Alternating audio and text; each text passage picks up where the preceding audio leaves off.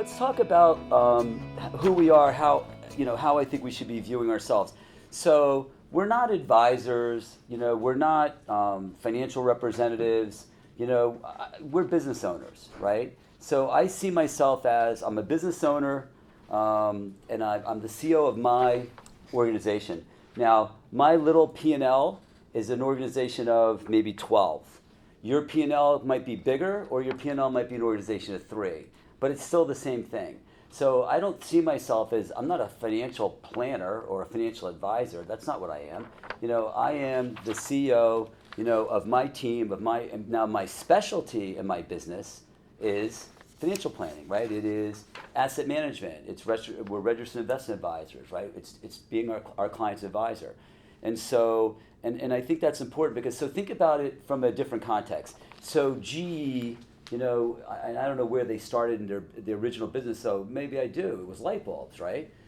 So General Electric Company and Jack Welch, before they screwed the whole thing up, and they were doing whatever they did, and they power generation, and they were making airplane engines. And then somebody must have walked into a meeting one day, Jack is the CEO, and they said, hey, Jack, we want to get into the satellite business because we think there's a lot of money to be made. Does anybody think that Jack Welch knew anything about satellites or the satellite business or how a satellite works? But he didn't, right? And it didn't really matter because all they said to Jack was, listen, if we can get into the satellite business, we can make this much money. And Jack said, okay, well, who do we need to hire to do that? And what did they do? They hired a bunch of rocket scientists, right? And Jack's not one of them. And they're in the satellite business. No different than every aspect of our business. I don't need to understand or be the person who does the work or have a competency. I don't have a competency in a lot of the things we do, but my people do. And I'm just a CEO. And I think that for advisors that are trying to be sort of the smartest person, to be the person that does everything, to be the person that creates the investment policy and the investments they do, and they're analyzing all day, you're 100% smarter than me, and I get that, and you're a smarter markets person, but you're not necessarily a very good business person. And those are not the people that have really large businesses. They're not. And I would even argue that nobody's the best at everything, and that your practice probably even is not as good as someone that has a practice where they basically have people doing what they're most competent doing, so that you can spend your time being the visionary of your business, right, which is what you're supposed to be, being the person that interacts with clients, right, you're the rainmaker, and being the leader, of your business. So I have the P&L, and the way we work here is, there are 4 equity partners, there's some non-equity partners, and we have a bunch of associates. But again, everybody runs their own P&L, so I have a P&L, which means that I generate revenue. My revenue's probably this year, I think my target's about 8, and my expenses are over 2.7. So remember I said before, so my expenses are $2.7 million a year, right, my business expenses. I was having this conversation with my brother Scott yesterday. He goes, you realize your expenses are like 2.7. You got like another $1 million of alimony. You got like another, 300 whatever soft, after-tax cost over there. You got like, geez, it's not like think about the overhead, right? But I don't think about the overhead. It isn't about the overhead. It's not about the expense. It's about the revenue. So if I have $8 million of revenue, I have $2.7 million of expenses. My ratios are in the low 30s. I'm about 32%. That's the number I track. If my ratio gets to 25%, then I know my ratio is too low. If my ratio gets to 40%, then I know my expense ratio has gotten too high, which doesn't mean I have to fire anybody. It doesn't mean I have to pay anybody less. It means that I have to increase my revenue, right? And that's the issue. So to me, if I want to grow my business, I just have to think about what is it that I can offer clients I'm not offering today. So like as a firm, and the thing that we do really well here is we collaborate. So the way this place operates is it sort of operates like a co-op. So I'm a partner, but I do the same thing that every advisor does here, every associate does here. I basically run a P&L. I go out there every day and I meet with clients, and I'm trying to grow my own practice. We have professionals that help us. So I've got people like, we'll put a chart up? Yeah. So yeah, we'll go through this. So this is sort of what my practice looks like. This is kind of how we built it. So Paul Magistro is my chief of staff. So he's an MBA, JD. He joined me about 20 years ago. He had a pretty reasonable understanding of how investments work. Not really, but he understood the difference between, say, a closed-end and an open-end mutual fund, and he understood, that you sold, mutual funds at the end of the day. He had a basic understanding, which was bigger than I had probably 20 years ago. So Paul is my chief of staff, but he's a very smart guy. Really smart, really capable, very patient. He's great with clients. He is the guy that all my clients talk to. And I would say a couple of things, or I think about a couple of things. Your people are talking to your clients.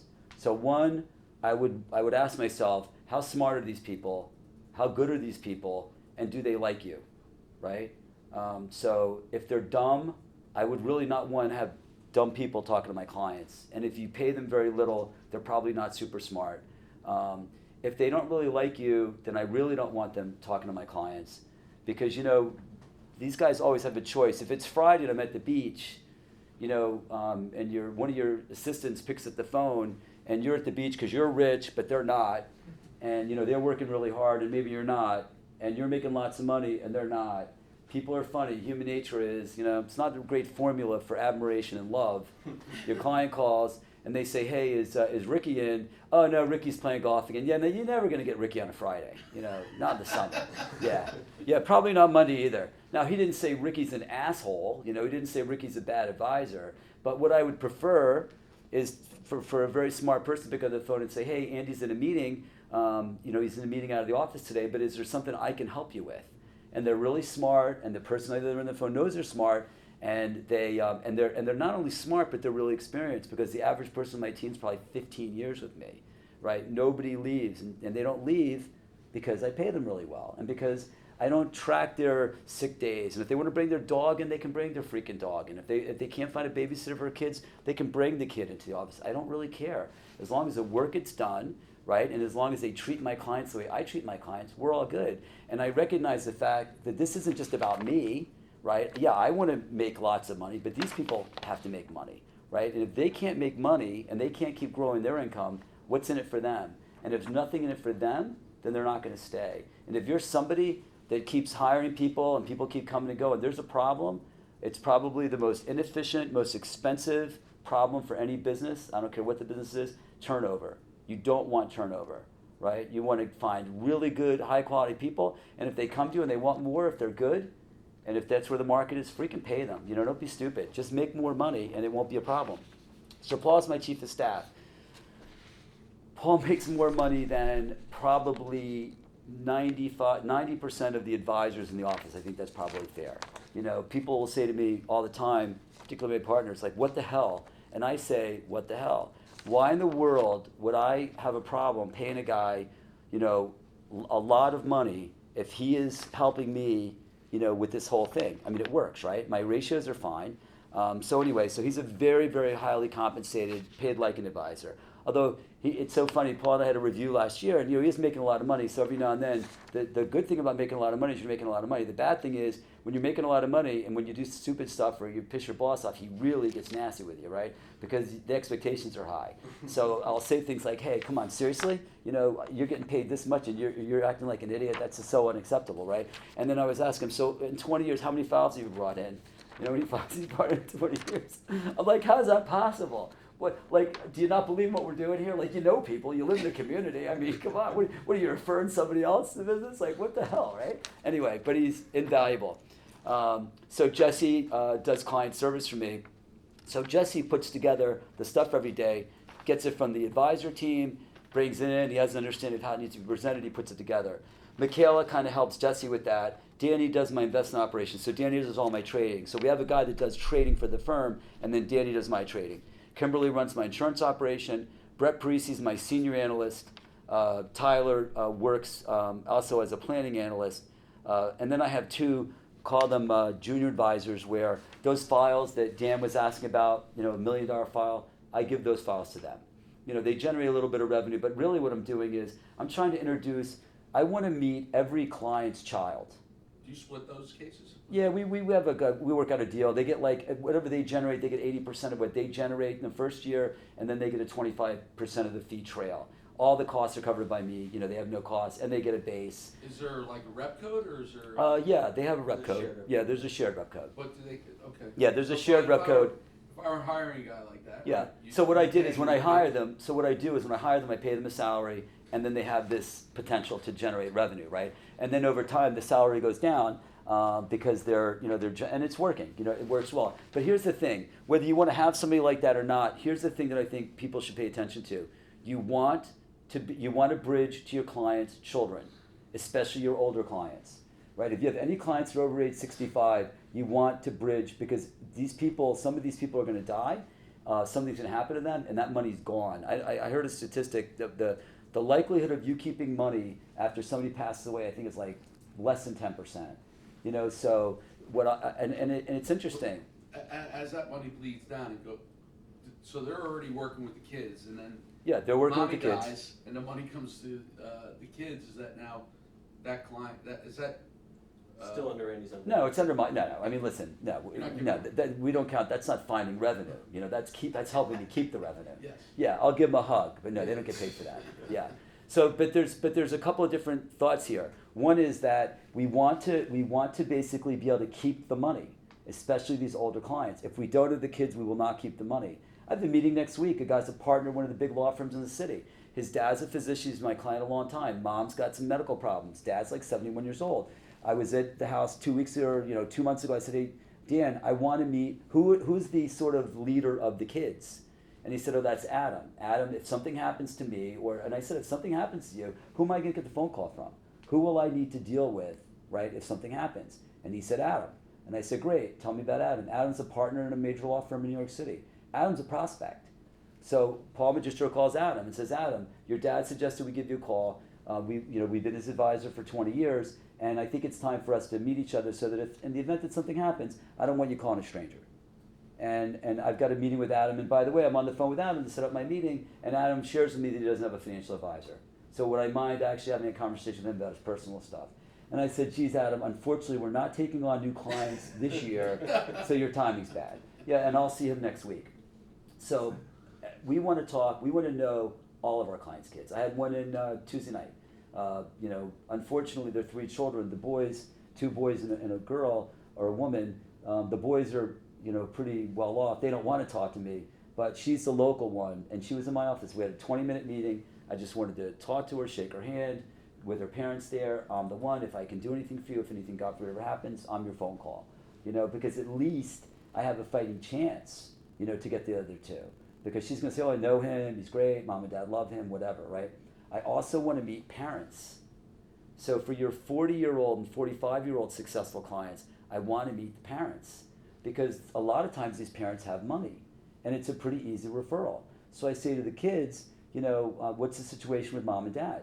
And if they say, well, they have money, I'll say, well, someday you're probably going to be responsible for this, because that's what will happen, right? Eventually the parents get older and they need some help. So I'm trying to work a bridge upstream, and I want to work a bridge downstream. And having that junior advisor or 2, or even if you just have an arrangement with advisors in your office, a younger advisor in your office, but don't miss the opportunity, both from a business development standpoint and protect, your business standpoint. So that's really important for us. So that's Also really a leverage standpoint too, because the more you give to them, the yeah, more no you doubt. have time to I mean, these guys are out there. I mean, I'll give him a file that's $1 million, and people are a pain in the ass. And all of a sudden he says, "Oh yeah, we just picked up $1 million." I'm like, "Really? Yeah." Somebody's parents passed away and they inherited $1 million. These are not people that I'm giving the time and attention to that they should get. These guys are actually much better because they have the time, they're interested, and they're finding money. Where I'm not interested in going out to Westchester on a Monday night, to fight these people for $500,000. These guys are dying to do that, and it's actually working. Yeah, they're profitable. Yeah, they're definitely profitable. Then here's what we do really well. So I have my team, and that might look like your team, right? Or that might look like anybody's team. Here's where the leverage is. This is what I think what Bleakley does so well. So because we operate as a co-op, and because leverage is in sharing, okay, what we do is at the top, so I've got a COO, and I've got Peter Bookvar. So Paul Tenerello is my COO. He kind of runs the place, right? So the guys that are meeting with the software people, the guys that are meeting with, the trading people, the guys that are doing the things that we need to do, but I certainly not only don't have the time to do, but I'm not even really smart to even understand how this stuff works. I'm not the guy that should be having that conversation. So between Tenorello, between Kyle, who does our technology and he does our trading, between Vince, who is our advisor liaison. These guys are sort of running this place and making sure that our planning software, our reporting software, everything that we need to be able to do, even just being able to pull off something like this today. These guys, take care of. I couldn't have even started this meeting today. I wouldn't even know which button to push. So then from a workflow standpoint, from a capacity standpoint, I've got, again, Peter Bookvar, who is my chief investment officer, who runs sort of investment direction. Peter hosted CNBC this morning. He's on for 3 hours. Every time they put his name up, it's Bleakley Advisory Group. We love that. We're proud of that. It's great exposure for us. Our clients see that. So that's great. And again, for me to hire Peter Bookvar, if I were by myself, that would have been a pretty tall order. Even for someone like myself who has very little respect for expenses, because I'm an optimist, that would have been unrealistic. But for the firm to hire Peter, it didn't affect anything. It barely changed, my expense ratios. Joe Gesslow is my director of planning. Joe Gesslow is a very highly compensated person. It would be very hard for me to pay Joe Gesslow out of my own P&L what I pay Joe. And think about this from a capacity standpoint. So when you turn the lights on, you want the lights to go on, right? So when I'm old, right? So Star Trek, and Captain Kirk would say, "I need more power, Scotty. I need more power," and he'd be down there, "Captain, I'm giving it all I've got," right? So there are times where I need more power. There are times where I've got a big opportunity and I need to really pour it on, right? And Joe Gesslow is a really smart, capable guy. And if I need a proposal put together that is just lights out, but I don't need a lights out proposal every week, right? Because I wish I was doing it every day, but I'm not. There's some weeks where I'm busier. There's some weeks where I'm not, pitching a lot of business. So I can't create a full-time capacity for Joe. But when I want him, I want him. So I pay a percentage of Joe. I share him with my partners. We do the same thing with Steve Kuhn, really smart investment guy. Puts together a great proposal. I give him statements, and he just, and I'll share some of the work, and maybe it's as good as your work, maybe it's not as good, maybe it's better, but it's work that we win business with. And so again, I might not talk to Steve for a week, and I don't care that I don't know what I pay Steve. I mean, maybe I pay 100 of his salary, but I never say, well, I only talk to Steve like 5 times a month, or I haven't seen Steve in 2 weeks, or I haven't talked. It makes no difference, because when I need him and when I turn the lights on, I want the power, right? And so we got over this whole thing about you use them more, you use them less, this isn't fair, because that doesn't make any sense. Those are really defeatist, silly arguments and conversations, right? It's about when you need the capacity, do you have it? And by having the capacity, can you go out and collect money? And if that works, then and if your ratios are in line, then it's irrelevant. But the sharing is where the leverage is. So I have a question on that too. Yeah. From one Go of the ahead. advisors on the phone. Yeah. He's asking for the shared resources. Yeah. How does the firm kind of split and allocate? Yeah, so it's great. So we've brought on, so we'll bring on 5 advisors this year so far. So, and most of those advisors, they're coming because they want the capacity. They don't want to build it themselves. So for a fee, and it's actually a relatively small fee, they buy into what we call our think tank. So the think tank is Steve and Joe are at the top. So if my guy in Denver, my guys in Boston, I talked to Steve yesterday. I haven't talked to him in like 10 days. And I have a big hospital client I'm going to see on Monday up in New Hampshire. And so I just wanted to go over the file with him. And I just asked him, like, how are you doing with, the new guys? And the new guys are thrilled, because for them it's like a new toy. It's like getting something that, that just this shiny, fantastic thing that they've never had. And he's spending a lot of time with them. He's doing conference calls with their clients, both openers and closes. He's putting together appointments, and these guys pay a fraction, of what, we pay Steve. It's just sharing, right? And they pay a share. Next level that Steve and Joe have working for them. Right, and then what we do is we've got about 10 analysts that work under Steve and Joe. So they direct it, big files they'll take care of. And then we've got all these, I'll call them junior analysts, but very smart. And because what we do here is pretty standardized, because it has to be, whatever you're doing has to be scalable. It can't be, everything can't look different, right? So we put together, and I'll show you what our standard takeover proposal looks like and what our standard review proposal looks like, but everything is pretty standard. So these guys can continue to refine and make the work better and better, and the junior guys can actually crank out the work. And so they make a phone call, they send the facts in, they have a conversation, the guys build a retirement plan, an estate plan, an investment plan, or whatever the plan is, and then that gets sent back to them, and then they go sit down with the client, and presumably and hopefully they take over the business, and that's kind of how it works. So there's a tremendous amount of leverage. So then we just brought on Mike Kors for marketing and practice management, because we realized that as we grow this and as our advisors want to grow, they want to build their digital footprints. They want to build their social presence. We want to be able to reach out to clients more. We want to do more client events. And it always sounds like a great idea, but if it's not somebody's job, it's not going to happen. Now, I don't want to pay a guy to be my chief marketing officer on my P&L, because that's not necessarily a very efficient cost for me. But for the firm, it's a no-brainer. So, we're missing. Go back to the last slide. I want to see if I included that. Probably didn't.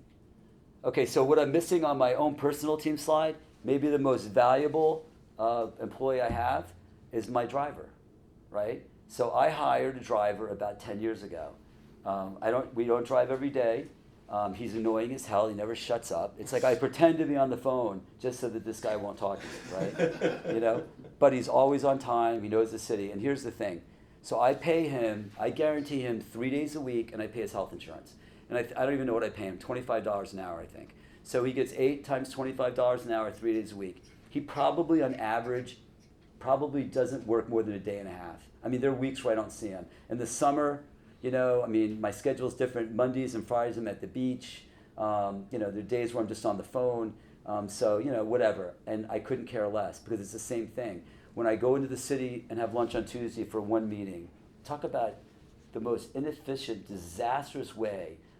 Even though it's a $10 million file, I'm going to waste 3 hours, right? If I were driving myself, right? I drive into the city. I've got to park. I've got to get to where I'm getting to. So I go into the city. I have 1 or 2 calls on the way in. I have 1 or 2 calls on the way out. He drops me off at the door. He picks me up at the door. My city days are easy. Same thing. I had to go to Central Jersey yesterday. I drive down. I'm reviewing files, for next week. I had a couple of calls on my way up. I had a couple of calls on the way down. I might as well be in the office. I'm in the back seat. I've got my iPad. I've got my phone. I don't miss a step. I mean, that has got to be, from a productivity standpoint, that has to be the best $40,000 or $50,000 a year anybody could spend. And I just think it's something that people don't pay attention to. I mean, if you sit in your office all day and your clients only come to your office and whatever, that's fine. That's different. I'm not in a city practice. But if you're in your car, a couple of days a week, I'm going to go up to Boston. It's kind of just a pain in the ass to fly to Boston from here, because you never know when you're going to be on time, not on time. We drive up. I have calls all the way on the way up. We'll stay. We'll get up in the morning. We'll drive back. I'll have my schedule, on the way back. What are you looking at? Oh, and then we have sort of a unique, member of our team. So we have a life coach here. So about 18 months ago, we hired a life coach. She works with advisors, which she's been really effective, with advisors. And all advisors, are mental cases, so they all need help, including myself. And so, but what's also great though is she works with clients. So if we have a client who's having a problem, whether it's a transition problem, maybe someone got divorced, maybe somebody, God forbid, lost, someone that they cared about. Maybe they're transitioning into retirement and they don't know, what to do. Maybe they lost their job and they're forced into retirement. Our clients all have all kinds of problems. They're having problems with their children. And so she's available, for I think 3 or 4 sessions for free, to try to help them sort of make a life plan. And again, it's first of all, it's a really valuable service. And second, it's probably a little unique. People always ask me, wait, is she Wendy on Billions? And she's kind of Wendy on Billions. She doesn't know anything about the business. She doesn't have to know anything about the business, but she understands, the way people think, and she understands, what people are supposed to be doing.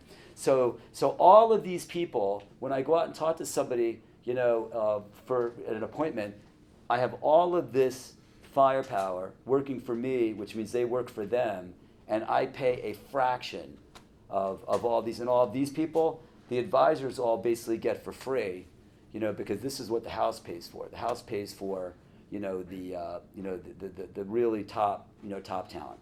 So that's our, yes, Phil. Can you go back to his personal flow chart? So I have this friend who's relatively new in the business of. You mean an acquaintance? You don't Yeah, have any an friends. acquaintance, Okay. Who's relatively new in the business and managing his own practice. Of that flow chart. Yep. When you realize you're capacity constrained. Yep. And given whatever shared resources my friend may have available to Right. him, who do you hire first on that flow chart Well. to help you grow your business? Yeah, okay, so when you say their capacity is constrained, which part of their capacity? If they can't get the work out, then I hire an analyst. If they can get the work out, but they can't get to the clients, fast enough, then I hire an advisor. So it just depends on what So the it work. depends on Yeah, what it they- just depends on where you're stuck. Okay. But it's not expenses, it's investments. So I'm kind of conservative, politically. So I'm going to say this. The Democrats, they want to raise taxes and they want to spend money. It's never spending money. It's always they're making investments, right? And I always cringe. Yeah, that's an investment, right? Yeah, I think it's spending, but okay, good. But it's an interesting line. That's our business. It's investment, right? What better place could you invest $100,000 or $50,000 next year than your business? What's going to give you a better return? You might want to, let's please buy into a restaurant with one of your clients, or which you can't do anyway, but a friend, or buy some, whatever you want to buy or invest in. Why would you do that? You've got a guaranteed return. If you hire the right people, and if you place them properly, you have to make more money, right? So I don't think of it, just make a bigger investment. And then you got to have cash, you got to pay your bills and all that. I get that, and you've got to build it in the right time frame. You can't do it too fast because you don't want to put too much stress on. But yeah, you just want to keep doing that, keep building it. So then from these two pieces, it kind of talks about how you position that to the value proposition that your clients get out of it, right? Yeah. So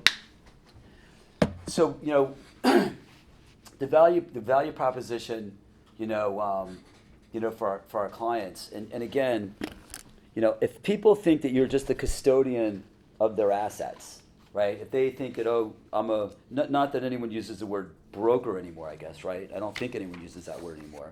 So I think we're wealth managers, we're advisors, whatever. But I think that the real value proposition for clients better not be that you're the custodian of their assets. Because if you're charging somebody 100 basis points to be the custodian of their assets, I would say that your career won't be as long as you want it to be, and it won't be as profitable if that's all they see you. Because people all the time say, what about robos? What about robos? I don't care about robos. Because a robo replaces someone that's just a custodian of their client's assets. You can, if you're just rebalancing a portfolio and setting up an asset allocation model, sure, a robo can do that, and they can do it for a de minimis, charge, much, much cheaper than us. But that's not what I am. Sure, I custody their assets as part of my service, and a lot of times people say, well, what do you do? How do you, what do you do, for your clients, or what do you call yourself, or, and so I say, well, what my clients think I do, because if you say, well, I'm a wealth manager, well, yeah, you and a million other people, and what does that even mean, right? So what I say is, well, what my clients think I do is they think I meet with them, that I get an understanding of their financial situation, I develop a financial plan for them, then I typically will create an investment plan that matches their financial plan, and then I'll monitor that plan typically on a quarterly basis. I'll tax loss harvest when it's appropriate, I'll rebalance portfolios when it's appropriate, and if they have insurance needs, risk needs, we help them with their estate planning, and that's what they think we do, right? What I really do is I answer the 3 or 4 biggest questions that they have. That's what I really do. That's my job. Will I make it? Can I retire at? Will I get the kids educated? Will this whole thing financially work? And my job is to create a plan, that will answer those questions and then keep them on track. That's really my job, right? And a robo isn't going to replace that. And people are willing to pay for that. And to go back, Dan, to the question before, about this notion of, how big should my files be and how small, or what's my limit, or what's my minimums. The more money people have, the more complicated their lives are, the safer we are, right? Because, look, I've got private equity guys that I handle their assets. Those guys, these are Ivy League educated, they're the smartest guys, right? They understand the markets, they're smart, they don't have the time, right? And I tell guys all the time, listen, you don't need me because I'm smarter than you. You're clearly smarter than me, so we can get that out of the way right now. So I have no problem with that. No way to go here, right? I didn't, I'm not a Harvard MBA, I probably could have been. They wanted me really bad, but, but that's not really the point, right? So on a Sunday morning, because you're working like crazy and they're traveling and they can't pay any attention to what they're doing. So on a Sunday morning, when you're thinking about your assets and the market's back to, 2,900, and you're thinking, maybe I should rebalance my portfolio, or maybe more importantly, when the market was at, 2460 in December, and everybody, if you're thoughtful and you're paying attention, everybody should have rebalanced their clients. They should have sold bonds and bought equities. That's just a basic standard. But if you're some really smart private equity guy doing it yourself and you have your Vanguard account, you're thinking it on Sunday, and by the time you get to the office on Monday morning, the fire drill begins, and then you think about it again 3 months later. And you knew it, right? You thought it, you knew it, but you didn't do it. My job, I'm the guy that if you send me an email on Sunday, I'm the guy that answers the email and excuse to trade on Monday morning. But by the way, you wouldn't have had to ask me, because I'd have done that trade anyway, because that was so obvious, right? And you don't have to be smart to make that trade, right? But that's my job. My job's not to be smarter than you. I'm the guy to execute. We can be partners on the plans. We can be partners on the conversation, but you need someone to execute because you're too busy. And they say, yeah, you're right, 100%, and they'll pay you. And that guy will pay you forever. And that guy will have millions and millions and millions of dollars in your account, right? So, to me, they're the safer, easier files. And we want to talk, and look, I want my clients to call me about everything. I don't want them just to call me about, rates of return. I want them to call me when they're having problems. I want them to call me when they have a problem, a marital problem, a kid problem, a financial problem, a house problem. I'm happy when they call me and tell me that, God, I've got the house in the market, we can't sell it, we got to close in the new place in 4 weeks. What's our contingency plan? I'm not a realtor, I'm not a real estate consultant, but I want them to call me, right? And I want to dig in and get involved and help them in any way I can, because that's just job security for me. Because I want them to think of me as the go-to, right? And the only way you can be the go-to is if you respond to these people, if you have capacity. So when they want me to do some analysis of whatever, oh yeah, no problem. I'll analyze anything you want. We'll analyze your car lease if you want. I'm not going to do it. I just give it to one of the smart people, right? I dish it off to one of my analysts. Say, would you do me a favor? I know this is a little whatever. It's not necessarily in our bellywood, but they want me to analyze these 2 leases. Would you analyze those leases? Or would you look at this deal or whatever? And we analyze it. And if they're not calling you, then you're not safe, right? You're just not safe. Also, I want to be the aggregator, and this is really important. So we use eMoney. Probably a lot of you do. Maybe there's other software. This is really huge. It's been really huge for me. So I want to aggregate all of my clients' assets. So I might be one of 3 advisors for a client. They might have money at JP. They might have money with hedge fund, whatever. They have money at the bank. So what I want to do is, okay, so this is my $5 million, and that's fine, and I'm grateful to have it, right? I'm going to go to Boston on Monday, and one of the things, there's a Goldman file. They've got half, I've got half, and I track, their half.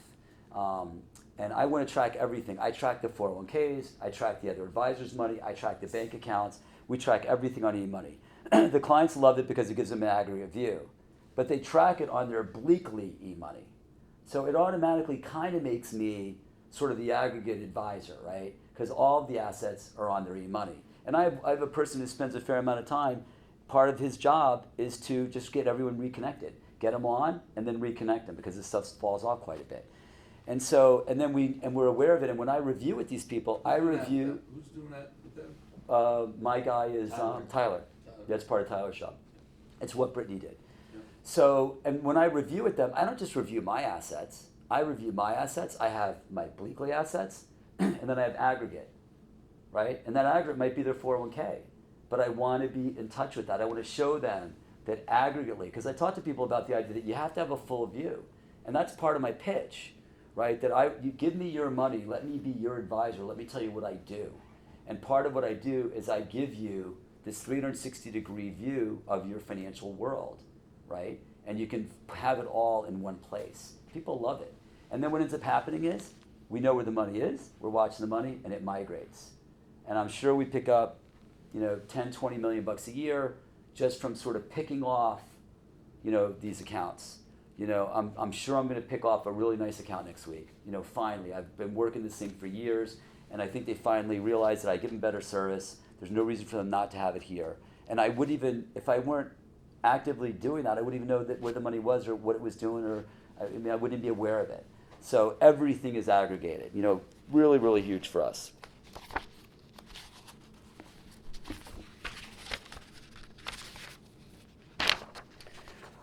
So big, probably the biggest way that we collect assets, I think, and again, it's going to sound kind of silly. So everything's about planning, right? It's got to be about the plan. If you're going in there and saying, oh, here's the assets from your old advisor, we're so much better, we're smarter, we do this, we do that, whatever. I don't know. I don't think that's how you collect money. And I think if you do that, it's going to be hard to keep it. Because if you give them an expectation that they can earn more money, if it's about return, I think you're on really shaky ground. For us, it's about the plan. So we never talk about returns. I never really look at their returns. I look at their assets. We look at more of what the asset construction looks like. Is it tax efficient? Is it the right mix based on what they're trying to do? The biggest thing though is liquidity planning to me, and it's retirement planning. What 90% of the people you talk to over 50, they want to know that you're not going to mess up their investments, and they'd love to think that your returns will be better than the advisor who you're taking the money from. They want to think that, and maybe it's true or maybe it's not. I don't know. I don't know whether my returns will be better than wherever we take the money from, but what they want to really know, what the real focus is how. And it sounds so silly because we just think this way, but they don't. What they really want to know is how do I turn $5 million into $300,000 a year of income? And it seems so silly. Because we know, you got dividends and capital gains, and you set up a bond ladder, and at a 4% rate of return on your $5 million, we create a couple $100,000 a year. It's really not that complicated, right? You do a retirement analysis. They don't get that. They think this is a real issue. They do not understand. The average person does not understand this idea of how do you convert capital into flow, and how do you convert capital into flow where the market fluctuations don't matter.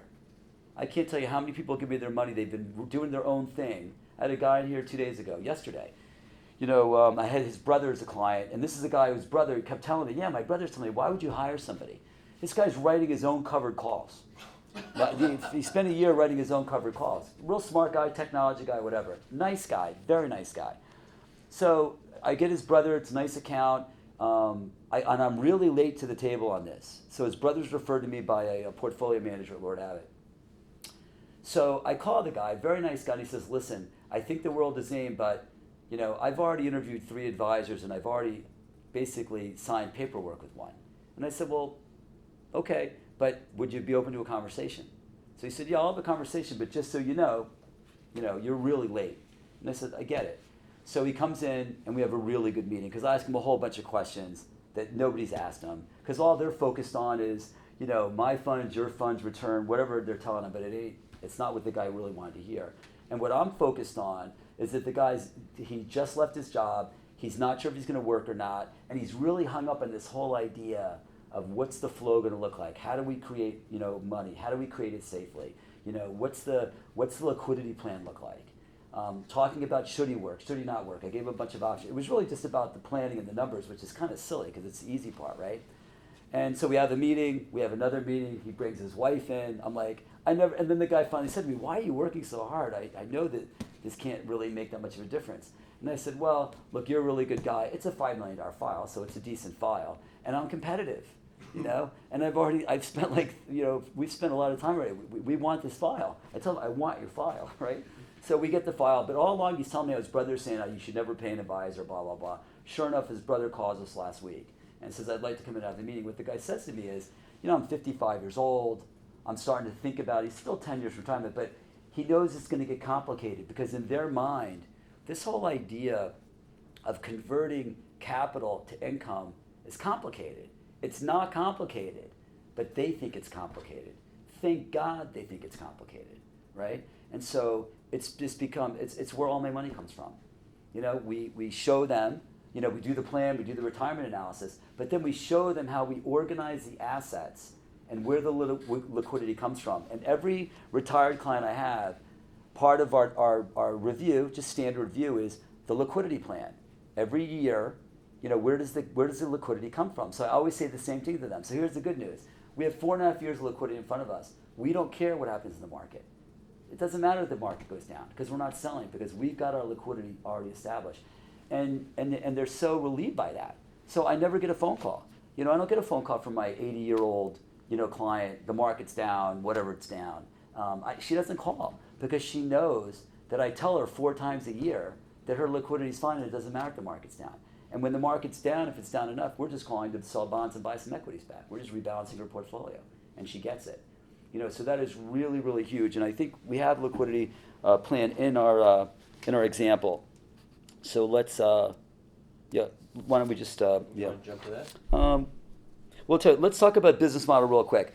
So we know we're a CEO, right? So what's the business model? The business model is we're in the client acquisition business. We want to bring on as many clients as we can, right? Obviously, the bigger clients are better, right? So we want to set some standard so that we can be efficient. But what we want to do, though, is I think we want to build this sort of multiple kind of revenue platform. So in other words, if I take over their non-qualified account and I get paid, that's great. Okay, but that's one revenue source. I mean, I make $1 million a year in revenue probably in my insurance business, and I don't even try. You know, but you deal with rich people. You know, they have to buy. You know, they're buying insurance and trusts, or they're buying long-term care insurance, or they're buying buy-sell coverage, or they're buying whatever. And I mean, it just seems silly to me. One, just not to leverage my platform, right? I mean, I've created, you know, this infrastructure, and so if I have non-qualified investments, I have a 401k pension business, basically. I have not a very robust insurance practice, but an extra $1 million a year doesn't suck. You know, it helps pay some overhead, right? So I want to basically be able to be all things, one, from a revenue source, and also there's a little bit of diversification, right? Because if the markets are down and our assets are down 10%, which happens, then I've obviously taken a 10% hit there. But if I can have some revenue being generated somewhere else, I'll tell you something else about the insurance business. I have billions of dollars of death benefits out there, right? People I don't think really think about this. So if I've sold life insurance as part of, you know, everything we do, and it's not the lead, and it's not an investment, and I don't sell it as a savings plan because it's all bullshit, but we do sell insurance for liquidity planning for estate in the trust. We sell it for liquidity planning in case, God forbid, somebody dies and they need it. And I don't want to be the guy who gets the phone call and some 60-year-old drops dead of a heart attack and they say, hey, you're my financial advisor. The guy who's making $1 million a year has $1 million of life insurance. How the fuck are we going to live? I don't want to be answering that question. You know, that's not only embarrassing, but, you know, I'd feel really, really bad about that. So, you know, ask the questions. If they get it somewhere else, it's fine. But why let them buy it somewhere else? Why would you let somebody do a $10,000 or $20,000 transaction from a revenue standpoint to someone else when he's your client? Like, that just seems silly to me. And if that's not your bailiwick, that's great. Hire someone. And if you don't want to pay what it costs, 3 of you hire someone, 4 of you hire someone. Yeah, you're in an office. If you're not all by yourself, get together with a few people and say, don't you think that it might make sense for us to be able to generate a couple $100,000? I'll spend $25,000 if you will. So you put in 25 times 4 is 100. You hire a quality person, and you make an extra $100,000. It just seems. So one reason is the revenue source. The other is I don't want these people in my world. You know, I don't want these insurance guys, you know, with their plans and their whatever. I don't want these guys in my world. I don't want them talking to my clients. I don't want anyone talking to my clients. So if people, I want to control the accounting. I want to try to control the legal. I've got property casualty guys I refer to. We want to control the game as much as possible because the more control we have, you know, obviously the safer we are. So that's the whole model, right? The model is to be able to provide our next hires from the firm standpoint will be in-house accounting and in-house legal, and legal meaning documents. You know, we want to start drafting wills and trusts. We don't want to be their tax advisor, and we want to do tax returns. I don't want my guy being the accountant for the business owner, because that's not what we want to do. But for people just to be filing their taxes, why not? And if it's a big enough file, we'll do it for free. We'll figure, we'll just do it for free. It'll be part of our service. And if they want to leave me and they want to break up, and then they have to move their assets, and I have the great liquidity plan, and I do their taxes, and we draft their documents, and we hold all their stuff, and I know the kids, and obviously I'm a really nice guy with a real good personality and a good sense of humor. That's a tough one to overcome, right? If they just think I'm just a custodian of their assets, well then all they'd have to do to leave is just to move their assets from one platform to another, right? So that's got to be sort of the model, right? The model has to be, all of it. All right, you want to look at. Are you worried that as far as again, I'm a small thinker, but as far as the accounting services are going to get in the way of your centers of influence type of thing? No, because accountants, I don't think no accountant that I'm interested in doing business with from a referral standpoint is interested in doing, 1040s, right? Yeah. I mean, No.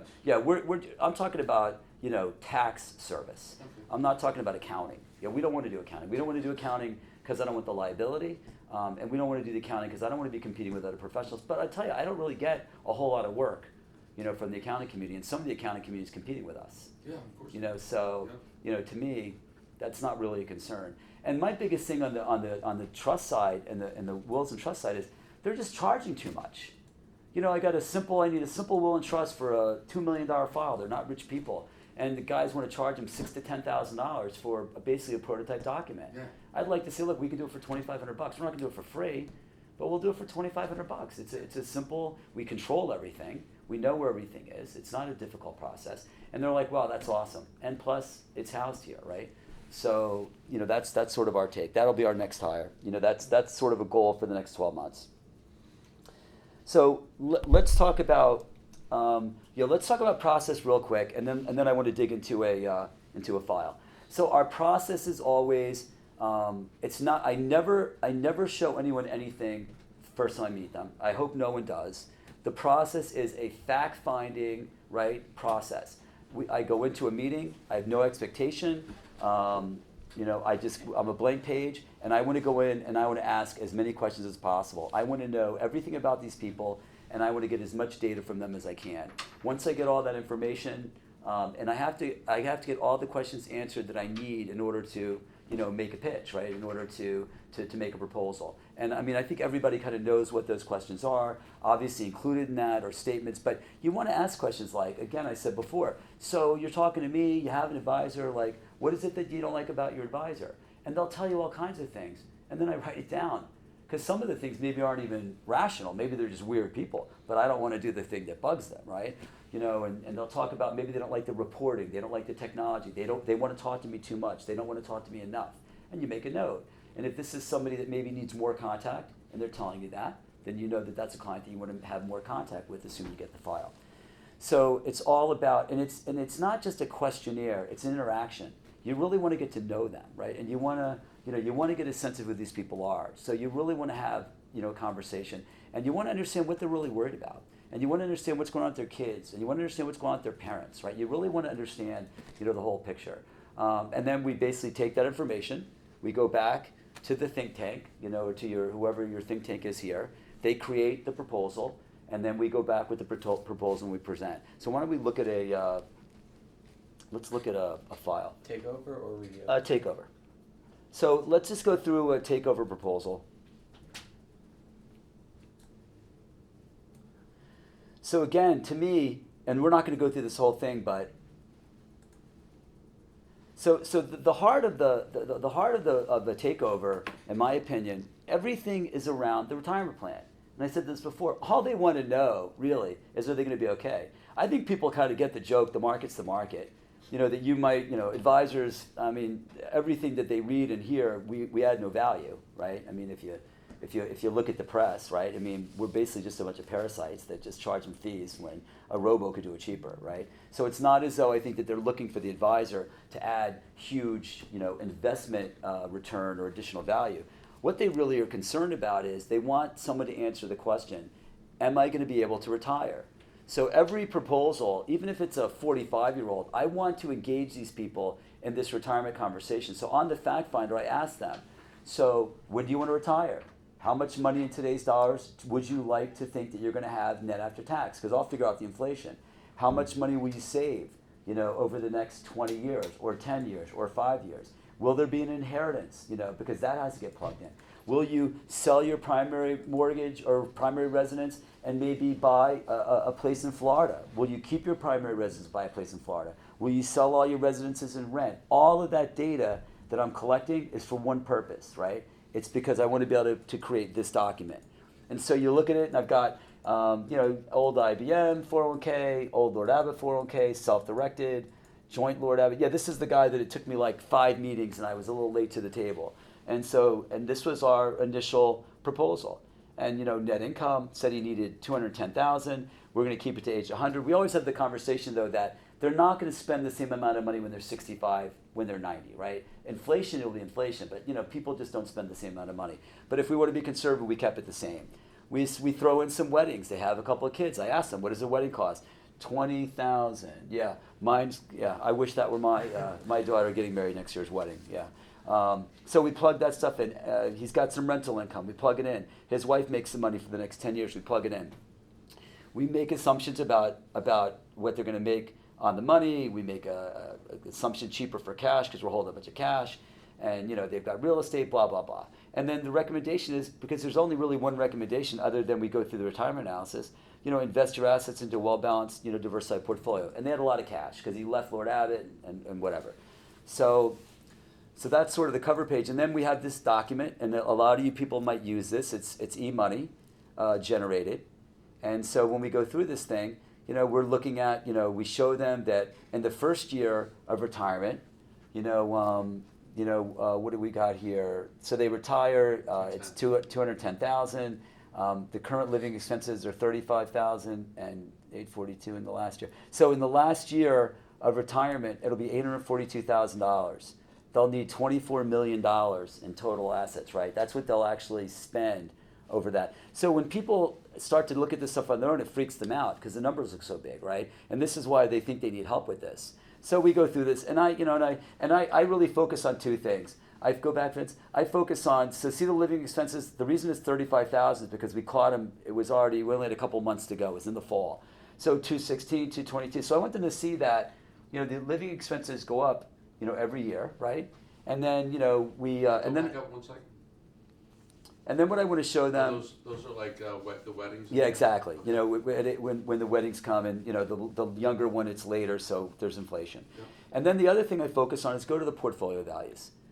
And we show them if there's rent or if there's Social Security, and all that stuff gets dialed in. There's no rocket science here. This certainly isn't proprietary. But the two things I focus on is that, and then so when we retire, our liquid assets are $4,971,000, and if I look at age 69, I'm at $5,034,000, and if I go to the next page, so I run out of money, so I showed this guy that based on that analysis, his liquid portfolio runs out of money, and then we have the conversation that he's so young, he knows he wants to work. I mean, he's already back to work, and we're not taking any money out. It's we're not necessarily saving a lot of money because he didn't take a big money job, but now the money's just accumulating, and then this is sort of a liquidity plan. But we'll look at a real liquidity plan on the review, and that's basically and then keep going. Let's start looking at how we broke down assets and get to the investment proposal, please. Okay. Yeah, this is all just silly. Okay, so then this is kind of what a standard investment proposal looks like. It all kind of looks the same. So we break down the assets. It's got some Merrill money, self-directed Merrill money. He's got some old IBM Fidelity money. Old Hancock. I mean, we got money all over the place. Lord Abbott was his last job. He's got a brokerage account, and he's got a joint, high yield savings, at Wells Fargo. So there was $4.6 million, and then there was some, his wife had some money in her savings account. So I think initially we were looking at that was the capital, and it was like a 58, 30, 12. Nothing really wrong with the allocation. I would argue, probably nothing terribly wrong with the assets. It wasn't like they owned anything that was horrendous. Some of the funds were not as good as they should, but nothing terrible going on. Go ahead. So then, we first give them a view. Okay, so here's your aggregate. So you're heavily biased toward growth stocks, you're overweight mids and smalls, you have one individual stock position representing 2.2%. We don't particularly like concentrated risk.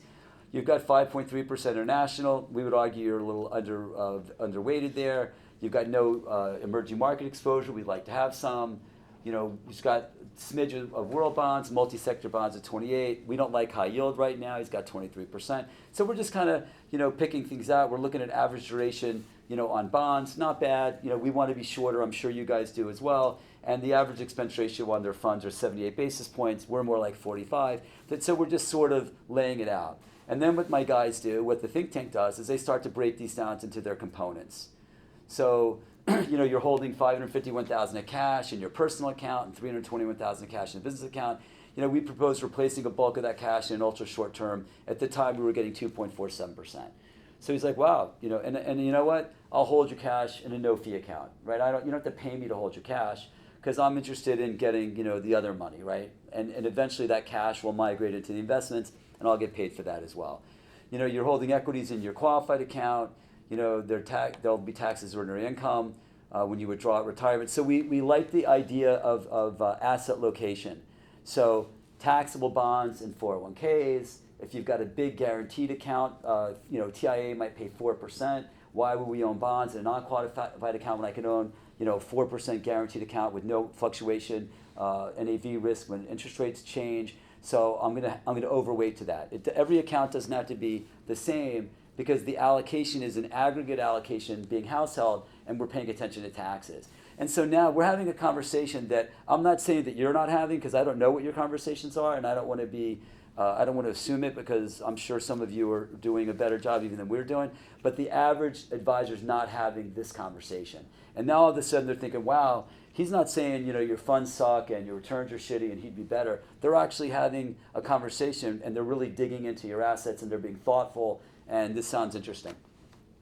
We want to be diversified, so, we talk about what does their equity to growth mix look like, their foreign mix look like, global bonds, non-traditional bonds, whatever. So these are sort of some deficiencies that we point out. Then, we don't like concentrated risk. That was a little bit of a stretch. It was one position at 2%, but, we make the point, and we have a way to mitigate that. Just go back real quick.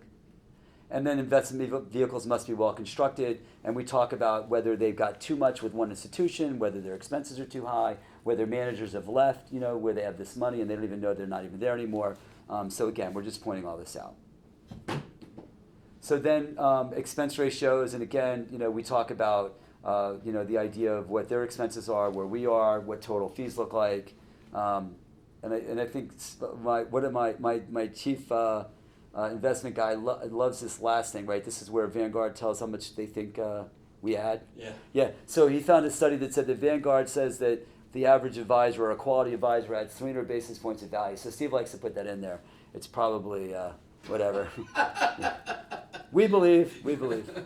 So then we start talking about a proposal. So what do we do? Well, our retirement projections conclude that based on spending $210,000 a year, there would be income a shortage at your age 88. So we get that out there. However, based on $176,000 of assets, of income probably, your assets will last you 100. So we sort of gave him what he asked for, and then we gave him what would actually work. And then we start to look at so we would propose earmarking 5 years at $176,000 in short bonds. So this guy was really nervous, and he kind of felt like if I'm taking money out, maybe I should just have all my money in cash or all my money, in bonds, right? And I said, well, no, listen, it's a very good point, but let's think about this rationally. Markets can be down 1 year, they can be down 2 years in a row, even sometimes they're down 4 years in a row, but we all know the statistics. It's very, very rare for a market to be down even more than 2 years in a row. It's not even down 2 years in a row very often, right? So what we say is, okay, I respect that. So let's set aside 5 years worth of your income. So ignoring your portfolio, ignoring dividends and capital gains, ignoring growth in the portfolio over the next 5 years. I've got $880,000 and an ultra short bond fund that I'm not going to charge you for. And this wasn't necessarily a standard proposal, but because the guy was so sensitive about it, and I heard him, and I didn't want to push it. It didn't really make any sense, right? So then once I set that aside and I showed him that I have the next 5 years set aside, and he knew he was going to go back to work and I knew he was going back to work, then we could build a long-term portfolio. So I have the short term for the 5 years, and then I have the long term. And the long term portfolio is a 70-30. We love a program called Parametric. Parametric is basically the Russell 3000. It's a separately managed account, but what their goal is to harvest tax losses. So clients are getting tax losses harvested even when the markets are up, and taxes are a problem. In the future, because we don't think that the equity markets are going to return what they've returned, say, in the last 10 or 20 years, fees do become an issue and taxes become an issue. And so we want to be as efficient as possible. A great way to access domestic markets, we think, is through Parametric, and we can do global with them as well. So then we go through this thing, well, okay, so what are we holding, what are we selling? Because we're not just going to wholesale sell everything, right? Because the guy's got gains. So fundamental equity, affiliated A, development growth, and growth leaders, these are Lord Abbott funds, or whatever funds they were. And he's got $583,000 and $216,000 a gain, so we're going to hold them. But I mean, talk about a gift. They're A shares, right? So I basically can hold the funds, I convert them to institutional share classes, we hold the same money, and I save them, the difference. So it's like, okay, give me a big hug, and then we'll go on to the next slide, right? So we transfer in kind. He had this IBM stock with he didn't even know what his cost basis was, but it was really cheap because he worked for them. So I said, okay, no big deal. I'll transfer that over to Parametric. They'll hold that stock, and then as Parametric harvests his losses, we'll trim back, the IBM position, right? So we can diversify the portfolio, but we can ultimately, and we do that all the time. Big Facebook positions, Amazon positions. We won't have the same tracking error. We might have a 200 basis point tracking error, but we can absorb an existing stock. We can then add cash to that, create a diversified portfolio, and then as they're creating losses, we can sell that concentrated position down. So it's a great strategy to eliminate those positions. And then we sell. I had a conversation, what would the tolerance be as far as taxes? He was okay creating $17,000 worth of gains, and then this is what we're buying. And then on the next page, Go back for a second. okay. Sorry. Okay. And again, a no fee account on the 800,000, right? Because I'm not going to charge somebody, a fee to sit basically in a money market account. But what I knew was going to happen, and it's already happening. He's working, so we're not drawing any money down. So in our next review, I'm going to say, listen, I got $880,000 in a 2.4% account. You're working. Maybe we should knock that down to $400,000, and let's invest the other $400,000. And that's what will ultimately end up happening, and maybe ultimately we'll invest almost all of it. So then he's got rollover IRAs, so we're going to consolidate, all these IRAs, and then this is what we're going to buy. You might notice that we're typically disproportionate in the IRA accounts on fixed income, obviously taxable fixed income. Okay, thanks, Peter. And so that's what we're buying, and so that the point for us is aggregately. The issue is that we want to be in that 70-30. It doesn't really matter to us where we want to asset locate and be as efficient as possible, on the assets. And then summary of proposed changes. So we summarize, his rollover, her rollover, joint parametric, joint mutual fund, short-term funding, and aggregately, we're good to go. He loved it. We got the money. He referred me to his brother. And we pick up another $3 or $4 million. Yes. You mentioned that this was an exception because the guy was sophisticated. Are you going? No, he wasn't sophisticated. He was nervous. Nervous. Yeah, he was just nervous. Are you going into the weeds with specific trades with the average $5 million guy? This is what all our proposals look So like. you are going Yeah. detail. Yeah, we get detail with all of it. Yeah. And you're communicating all those details to the client. Right. I'm making a proposal. It's a takeover proposal. I want every opportunity to show this guy that we are in the weeds, we're in the minutia, we know exactly what they own, and that we pay attention to detail. Because we don't have anything else. Me going out there and saying my returns will be better than your returns is ridiculous. Because the problem is, even if I'm lucky and they are, that's going to be the expectation. So now I'm setting myself up to fail. Because if they're only with me because they think that my returns are better, what happens when my returns aren't better? And I can't control that. Proving you're thoughtful in the approach. Yeah, but I mean, they know though that whatever returns can be, we're going to be low cost. We're going to have quality managers. We're going to be thoughtful about where we put our assets. It's going to be really well constructed. It's really professional. It's really well done. We're really smart. And then the market's going to be the market, right? And the only thing I can control is when do I rebalance? When do I tax less harvest? When do we add value? When do I talk them out of doing something stupid? And you're not losing their attention, or they're not glazed over when you're talking about specific A-share trades and, No, because how complicated is that? You're paying 25 basis points more for the same fund, Dan. I'm going to be able to keep the same fund. We're not going to pay taxes. We don't have to make a trade, and I'm going to save you 25 basis points. Awesome. I get it. Yeah, it's really not. Top of asset location on top of. It's Taxable bond. they seem okay. Okay. Yeah. Hey. I mean, I think that's yeah. Good. In the interest of time, Yeah. because we have about 30 minutes Yeah, left, yeah. you want to just show a couple of pages on the review, and then we'll go to Yeah, questions? let's do 'cause that. we have Yeah, a stack that's of great. Let's do questions. that. Okay. So this. Okay, so I'm sorry. So this is a standard review. So you want to create a review schedule, obviously based on client size, right? So if you have a $5 million file, maybe even a $4 million file, especially if that's potential, I want to talk to those people like 4 times a year, on the phone. I don't want to go see them, and I probably want to see them once a year. But what I would say to you is, think when you go through your clients in your head, any client that you don't want to lose. Like if they called and said, hey, I don't want to work with you anymore, if that would be upsetting to you, then you need to be communicating with these people. I had a conversation 2 days ago, new file I'm going to pick up, and I said, so how often do you talk to your guy? And he goes, once a year. Really? And a big file.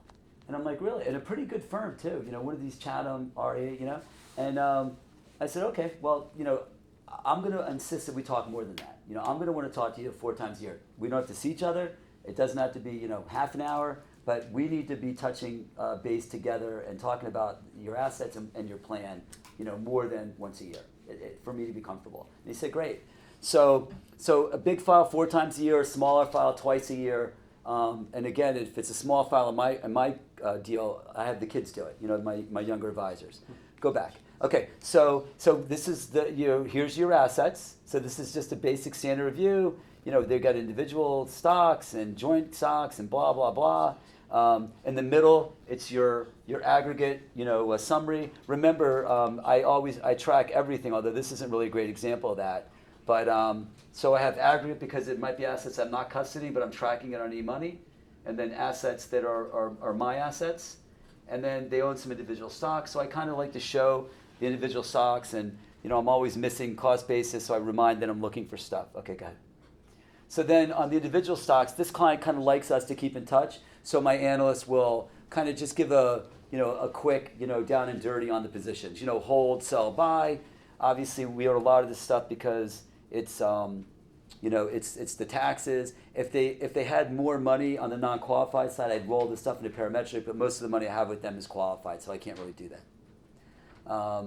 And then in the following accounts, all dividends. I mean, again, this is just what they do. We have dividends and capital gains, going to cash, and then the other accounts, dividends and capital gains, go to be reinvested. And this is just their quirky thing. But whatever their quirky little things are, we just carry on our reviews, right? It doesn't really matter to me. Here's the heart of it. So these people are retired. He's a retired physician.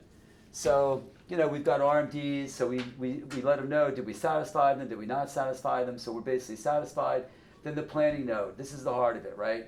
So he's got an IRA rollover, or she's got one, and he's got one. We know that they're over 7.5, so they have distributions, right? They have RMDs. So, or actually, Dorothy starts next year, but he's already started. So Walter, we say, okay, Walter, so I know that we've got to take, your RMD's already satisfied for this year, it's 123,000. So every year there's 123, 123, 123. So what we do is, I look at how do we create cash inside his IRA as a separate entity. So I've got 12 of cash, estimated dividends, and that ultra short money market basically. So I've got $296,000. So I have $343,000 liquidity, and I'm done for the year. So I go into next year with $343,000. I'm going to get $50,000 estimated income. So I'm going to be up to $399 or $393. I'm going to take out $123 in the year. So I show him I end the year with $48,000 of cash, no market return, right? I'm not not counting anything from the market. And I know that he's creating about $50,000 a year in dividends. So I've got about 100 of the 123. So arguably, I'm 5.5 years out without having any concern about market fluctuation. And you know what they think? Awesome. They're not asking me what is he making. They're not asking what the returns are at that point. They just know that no matter what happens, whatever happened last May didn't matter to us. So that's one component. But then typically they're taking money from somewhere else, right? So they're non-qualified assets. They take $12,000 a month from. So how does that work? The RMD money goes into the non-qualified account, right? So this is the total. I got, in my non-qualified account, I've got $92,000, estimated income capital gains. I've got, at the Invesco conservative income fund of 20, so I have 123. Being withdrawn is 84, additional 2019, 15, 99, I end the year here. But what's happening is, we probably actually show it all together on the last, no.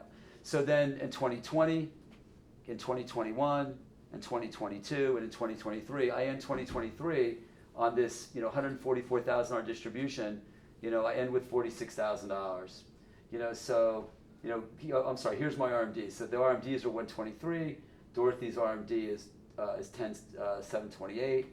So I just include that in this, and I end with 46,000 liquidity. I need to take out 144. I already know though that my RMDs and the income from the portfolio is going to be more than that. So again, I'm 5.5 years out in front of me from a cash flow standpoint. So nobody cares, what it looks like. Nobody cares what the market's doing, right? Because they know that they're good. And then we just go over performance. And I show 17, I show 18, and then I show year to date. And then we'll typically go, depending on the client, we might go over individual positions. If there's recommendations, if we're rebalancing, if we decide to make a trade or whatever, obviously we cover that on the review. So typical review calls 30 minutes? It's not even. Sometimes, it depends on the client. Like these people like to come in, so it takes a little longer, 15, 20 minutes. What's You the know, what's the period on that one? Periods year to date. Okay. Yeah, current year. And I would say, I was on a review call yesterday. I've got this really nice guys in Pennsylvania, and it's like 8 minutes. And I remember I get off the phone and I say to my guy, my driver, this is just so beautiful. It was 8 minutes. He's the sweetest guy. Thank you. We're 8 minutes. So I don't know, is that 8 times 4 is 32 minutes? It's a nice file. It's crazy. It's crazy. And it's the same thing all the time, right? Everything is the same. So they get used to the format. They know what they're looking at, and it also makes it a much easier process to have quicker calls. Okay, so that's it. Do you have some questions? You want to go to Q&A? Yeah, because I don't want to run out of time. Yeah, we've only got a half hour. All right. So folks on the webinar, I'm going to take the screen off, but we're still going to have audio. I just want to be able to read all the questions. So first question up is, what are some of the most common reasons that you see clients changing advisors, Yeah. moving away from their advisor to Bleakley or vice versa? Yeah, I think that probably the thing I hear the most from my clients is we trust you. Like when I'm going to make a trade, what they always say to me is, Andy, we trust you. Now, I don't know whether we can control whether they trust us or not, but I don't think you can fake the idea that you care about these people and that you're working for them and that this is about them, it's not about you. Now, obviously, the bigger your practice is, you get rewarded for that. So I would say that it's customer service is really important. Listening to these people is really important. You have to listen to them. They'll tell you what they want. If you're somebody that goes in there and you're Mr. Smarty or Mrs. Smarty Pants, and you're giving them all this stuff and their eyes are glazing over, they don't want that. They want to have a conversation they can understand. They want to know that people are listening. They want to know people are asking questions because they are interested. I think that's probably the most important thing. Be consistent. Don't try to outsmart the markets. I think don't try to be hero. And I think I think consolidation's a big thing. Because we are aggregators and we consolidate, and with the planning. The biggest reason though that we take people's money is because they might be doing an okay job with the assets, but they're not doing the planning. We come in with the plan and they're like, I need this guy. I need someone that will be the guy keeping an eye on the plan. Anyone can custody the assets. And that's really how we take over the money, I think. So it's really about planning. A couple from our friend up in Connecticut. Sure. Justin. Are shared resources based on usage or production? Nope. And is the think tank doing all the presentation materials, or does your team do most? Yeah. So hi Justin. The great thing about this is so if you're in the Northwestern system, if you're the joint work giver, if you're the guy getting the joint work, then it's great because everybody's giving up like 60-70% to you, and obviously it's all asset based. For us, it's not. It's a flat fee. It's cheaper than hiring the people, and if you can generate millions of dollars with that work, God bless you. It's a shared resource, and it has nothing. We don't charge people more that have bigger. We're not socialists. We're capitalists, and we think everybody pays their fair share, so we're not trying to charge them more. And the more they grow, their profit margin increases too. Yeah, exactly, and that's the Fixed thing. costs. Like, what you want it to be scalable, right? So the key is that you want your expenses to be, they're never completely fixed, but you want to know that you can you can double your business, and maybe your expenses, might go up by 5%. You don't want to be in a situation where you can't double your business unless you double your expenses, right? That's just not, that doesn't make any sense. So there was real leverage in it. And then the other question there was, at what production level does it take to get critical mass to create this firm-wide team, and how do you hire the resources? Yeah, I mean, look, I would say that this is a 35-year exercise. 4 guys got together 35 years ago that were, I guess, better than average, right? So that was certainly beneficial for me. I mean, we're $5.5 billion. We're creating, I don't know what our revenue is, 40 million, 50 million bucks. So, I mean, it can be done, but you definitely have to, you got to generate real revenue. You got to get people together that are of like mind, that are willing to make, investments, in a business. Yeah, interesting question from Maria. Did you build this organically, or did you purchase other practices? Great question, yes. So I'm not saying that this is smart, but we built this organically. We never bought a practice.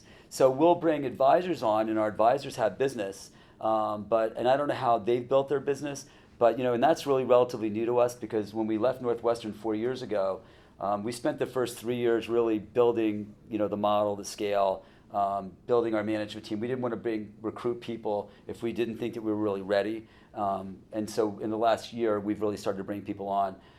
But yeah, we do it the old-fashioned way. I mean, we're starting to look at the idea that does it make sense to maybe buy out some older advisors and hire some people, or spread it out amongst the existing advisors here. But no, unfortunately or fortunately, every client I have is somebody that I took a fact finder on and got the business from.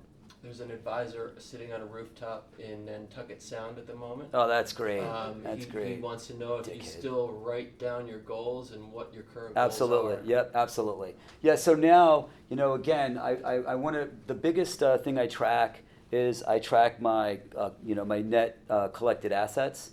I want to be net $100 million, positive, for the year. I think this year it will be much more than that. But that's kind of what my minimum collected is. I want to bring on 2 at least, and again, these are minimums, but I want to bring on 2 new households a month. I have like sort of firm-wide goals too, though. I'm looking, I'm the kind of person that has to walk around for like 6 months to a year with something in my head. It's just the way I am. So what I'm walking around with in my head now is I want an accountant and I want an attorney. I know that once, it sort of percolates, it won't be hard. We just have to go out and pay for it. So I've got some firm goals too that we want to really create a family office structure here. I want people to be able to go out and say, okay, you've got 20 million, 50 million bucks. There's nothing that anyone else can do for you that we can't do for you.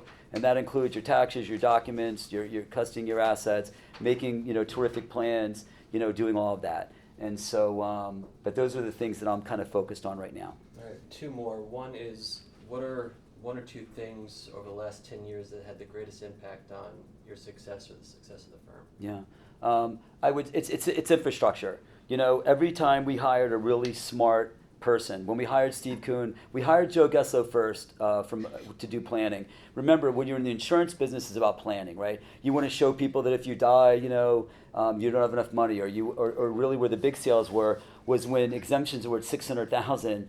You needed insurance. So we could sell big premium in trust because a $5 million client had a tax problem. Very, very tough to make a living like that today. Thank God we don't have to do that anymore. But it was about planning. You had to show them plans. So the first guy we hired, 20 plus years ago was Gessler. And I remember going to my partner and saying, listen, guys, our work isn't very good, and we need to improve our work in order to attract bigger clients, mostly, again, on the insurance side. And so kicking and screaming, I'd actually gotten referred to Joe Gessler's boss, and it was like, $250,000, and we weren't willing to pay that. But we said, do you have any junior guys? It would be less, and it was the greatest blessing in the world for us. And we hired Gessler. I hired Steve Kuhn from Bernstein, maybe a few years after that. And what we've done is we've over the last 10 years, we've built this terrific infrastructure. I've got 11, 12 analysts. I've got a couple of CFAs. We're constantly, we have an internship program, a feeder program that we continue to keep growing our junior analyst team because it's scalable. I could bring on the next 5 advisors I bring on. I've already got the scale for that. And as soon as 2 of the 5 come on, I'll hire my next junior analyst and start training. And because, it's a scalable platform, and then, again, my next 2 higher cost infrastructure guys will be the lawyer and the accountant.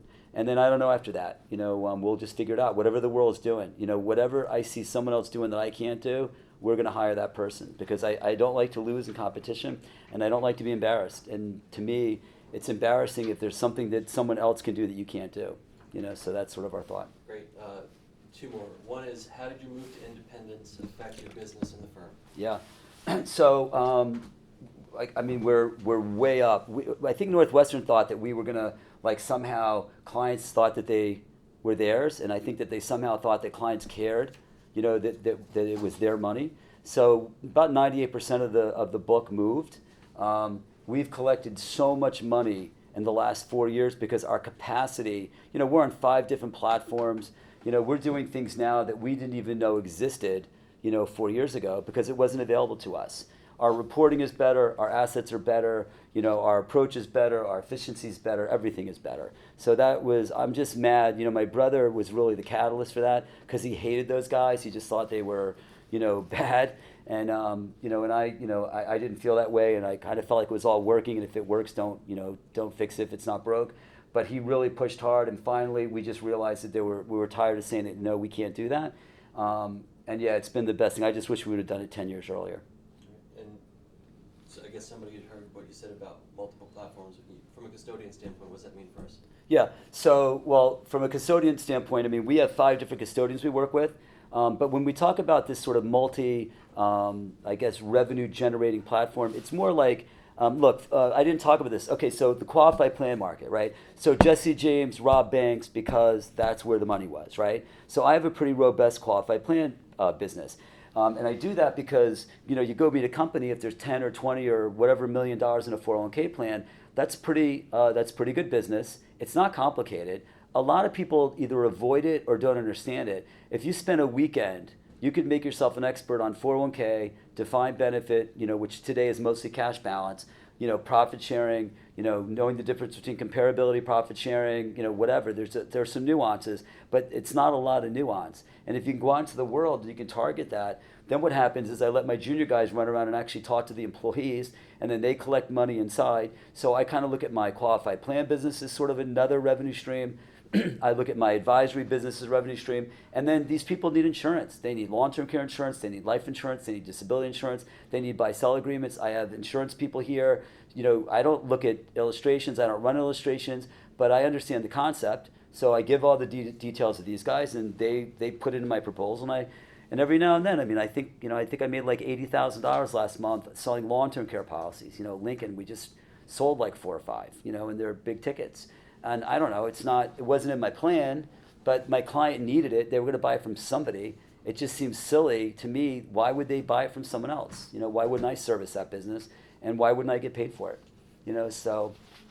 And I think the one piece to wrap it up on is, what were some of the common causes that we see a lot on, stagnant practice, and what do we got to do to break through? Kind of falls in a couple of. Yeah, sure. So this whole idea of plateauing, I think that plateaus are a couple of things. People get comfortable, right? So I think what happens, and this is why the goal thing is so important.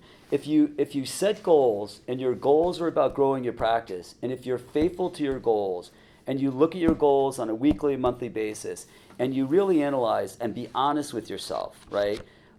Then how can your practice, how can you be in a plateau? I think what happens is psychologically, our expectation is, I make $500,000 a year. So I make more money than 90% of my neighbors, and I'm sort of comfortable. I'm not rich, but I'm comfortable, and I get to go do the things I want to do. So that's where I am. And if that's where you are, and that's where you are emotionally and mentally, well, that's where you're going to be. I look at it completely the opposite. I've always looked at, so I was the number 1 guy at Northwestern Mutual, but I always knew that I was like the number 1 kindergartner, right? Because we were in kindergarten, and again, they've come a long way. So they have a good platform, and I'm in no, I'm not trying to disparage them. And I'll tell you one thing about the Northwestern Mutual: they're collecting more freaking money out there, than probably any institution in America. It is amazing, what these guys are doing. But I always knew, especially earlier, until because I was there a long time, and I was like the number one guy for 20 years. And then as things evolved, we were more and more competitive. But I always knew though that yeah, I was like the leader of that group, but there was people out there that were doing things that were just so much bigger, whether it be by size, capacity.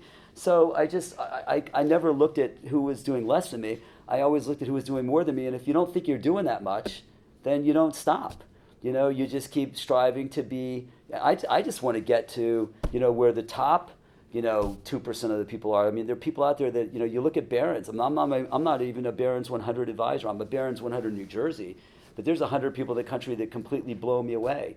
And so if there's 100 people out there that do what I do and they're blowing me away, then how good am I? I'm certainly not, I'm no rock star. So I just kind of focus on that, focus on the numbers. I don't mind working. And I just think it's kind of a shame. What a wasted resource to have the opportunity to make millions and millions of dollars and make hundreds of thousands of dollars. Even if you're not a materialistic person, then freaking give the money away. But what a waste. If God gave you a gift that you could actually do this and gave you the place to do it, and you decided not to take advantage of it and not impact other people's lives, whether it's your own family or other people. And listen, I'm able to do all kinds of stupid things because I have the resources, and bail people out and help people and pay for other people's colleges and whatever. And I'm not talking about my kids because I have the resources to do it. It doesn't make me nicer, but I have the money to do it, right? So why would somebody not, want to do that for themselves? So that's how I've always looked at this thing. Great. Did you have a question, Phil? One of the things that I think other advisors, at least I've seen in my experience, other advisors tend to look for opportunities by joining business-to-business networking Yeah. groups. How much of a process has that been in your own business development? Never really at all. But what I would say is, so Phil asked about, so do you join these business-to-business groups, these tech groups, whatever? I never have, but what I do think is really valuable, you can only give away so much business, right? These professional relationships are really about business sharing. So what I would say is concentrate on one accountant, right? Concentrate on, it could be geographically, it could be two. Concentrate on one tax attorney, right? And maybe concentrate on one property casualty person. And focus all of your energy. Find someone you really like, someone you want to spend time with, you can play golf with, have dinner with, and then refer back and forth. Because if you spread it out, what everybody does is they go meet somebody. They have a really nice time. They're nice people. I liked him. He liked me. Whatever. But then nothing happens. And the only way you get people's attention is if you give them work. And you can only feed so many people. And to me, but make sure it's a really high quality, great work, very busy, somebody that can really help you. And I think that's what I would do. Also listen, divorce attorneys, family law practice, matrimonial attorneys, everybody should have one of them as their best friend. Because these are people that are dealing with divorces, and every time somebody gets divorced, assets are being split up. And these people have an opportunity, especially if they're working more with, and again, I'm not trying to be sexist, but what I find is women today tend to be a little less involved financially, although that's changing. But one of these spouses is handling the finances and one of them isn't. And the one that isn't probably doesn't really have the relationship with the advisor. And emotionally, a lot of times people feel like they have to break this thing up. Although we almost keep both every time, but still I know the money, gets broken up. They're a great source. But again, I wouldn't have 5 of them. I'd have one of them that I help, I support, I run numbers for, yes. You're sending them business? How are you sending them business? Well, I mean, listen, you're talking to clients. I know when my clients are having problems. Yeah. I have 5 clients right now that are, doing things they shouldn't be doing, and they're going to get caught. And when they get caught, and I tell them, you better pack a bag and put it in your trunk, because you're playing with fire. You're going to get caught. And when you do, and you need a lawyer, let me know. Yeah, or I might have already mentioned one. Yeah. Yeah, I mean, we don't always know up front, but I know a lot up front, because they tell you.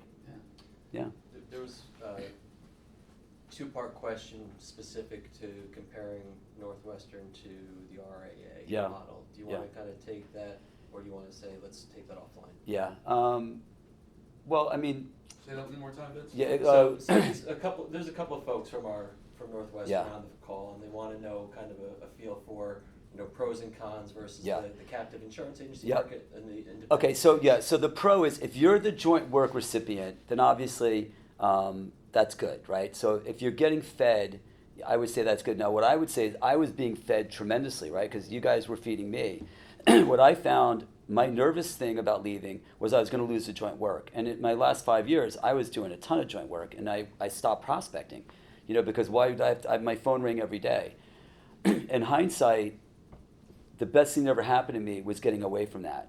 Because number one, I was spending at least 30% on a margin. My costs were 35%. It really was not high margin business. So that really wasn't efficient. So I was working really, really hard. What I found was I do fewer new cases now, but they're much bigger. I have all the control, and my closing ratios are better. So I work less because when I was in that position, I had to take all of it, right? Like if you called me with a small file, if I didn't take your small file, then you wouldn't call me for your big file.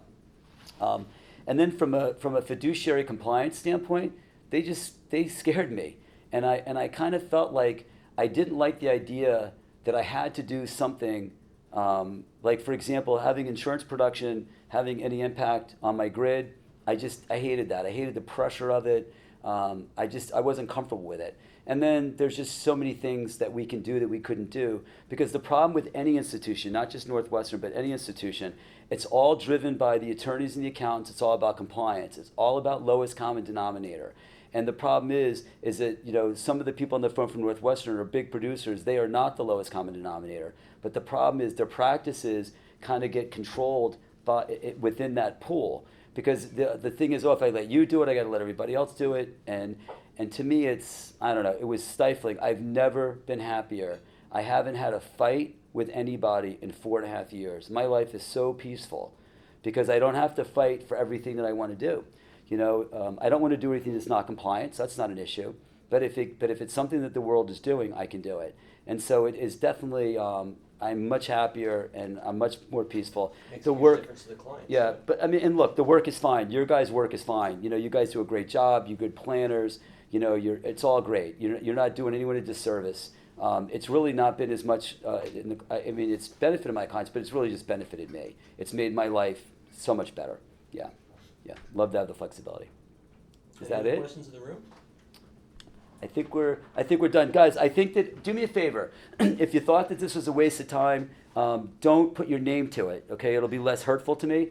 If you thought that there was any value in this, let Vince know, because There's a survey at the end too. yeah. So we'll do a survey. Do the survey, because if there isn't any value, then obviously I'd rather be at the beach, on a Friday. But if there is value, I think what we'd like to do is maybe do like a quarterly workshop. And what I'd want, though, is I'd want to get a little more interaction. I'd like to get some stuff up front, and then we can build a program around what everybody actually really specifically wants to dig in on. So yeah, let us know. Thanks for taking the time today, and hope we get to talk to you again.